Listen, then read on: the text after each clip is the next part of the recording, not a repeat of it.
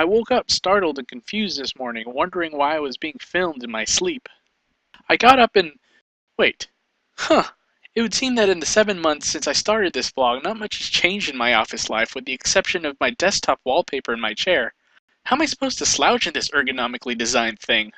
When I got home, I thought it would be a good idea to take Jack for a walk to help clear my head. He was quick to remind me that it was July, which meant it was hot outside.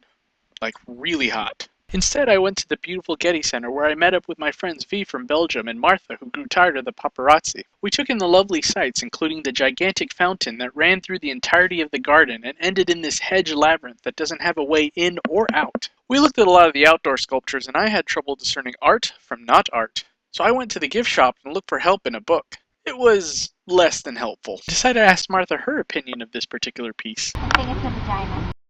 A few weeks later was my sister's surprise birthday party. All that planning culminated to this point. The tension was palpable. The moment arrived and... what? Get out of the way! Nearly ruined the surprise. But thankfully, all went without a hitch when she finally did arrive. Good times were had in this poorly lit bowling alley in Anaheim where my sister's face lit up at the sight of seeing friends, old and new, mingling together to celebrate her birthday. We talked and laughed and bowled and a good time was had by all, especially when the ginormous cake was finally brought out.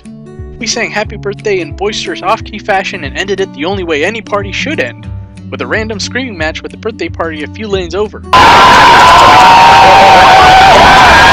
After all that, I still find myself back to this cycle of mundane cubicle life, but you know what? That's okay. I've learned since doing these videos that what I do for money isn't what defines me, and neither do my hobbies. I define me. And yeah, it'd be nice if I can get paid to do something I love, but it's not the end of the world if I don't. I go to work, earn some money, and come home where I get to enjoy things I enjoy, like reading books, like this one by this guy, brother of this guy. Maybe you heard of him. In fact, I've read a lot of books this year so far. Mostly short stories, and I've written a couple of those too, link in the doobly-doo. Not having my dream job isn't any reason for me to stop doing things I love to do, even if those things can be a little weird.